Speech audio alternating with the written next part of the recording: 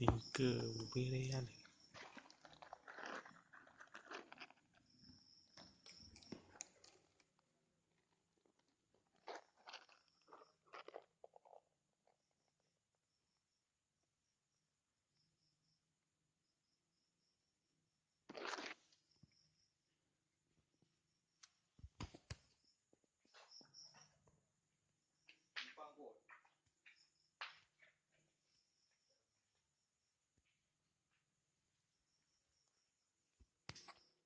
Apa?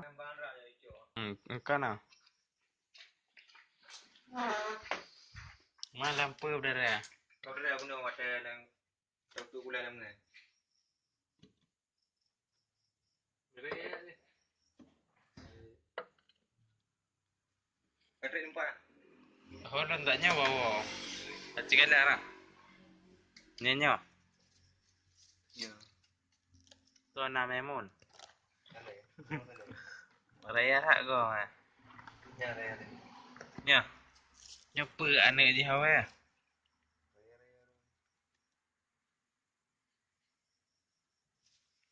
Cik buka dia.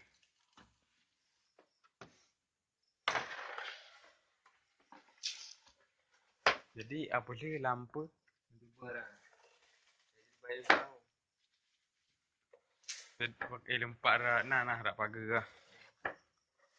Rupak ah.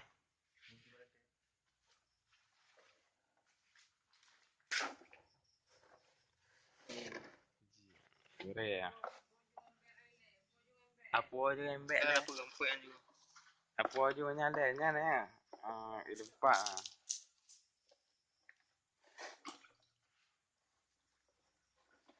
Ingat tu puas dah.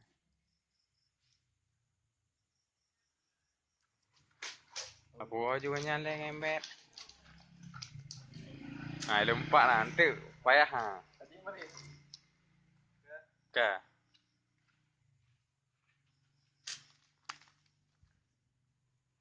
Hana lengkot. Nak lengkot ke hana lengkot.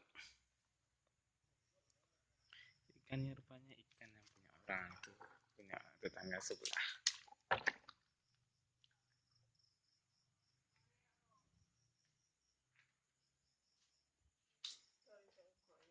Saum Muhajir. Sambil Ke Muhajir.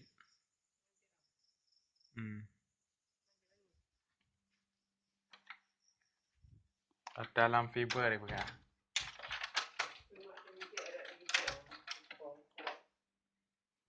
Kok gede ya?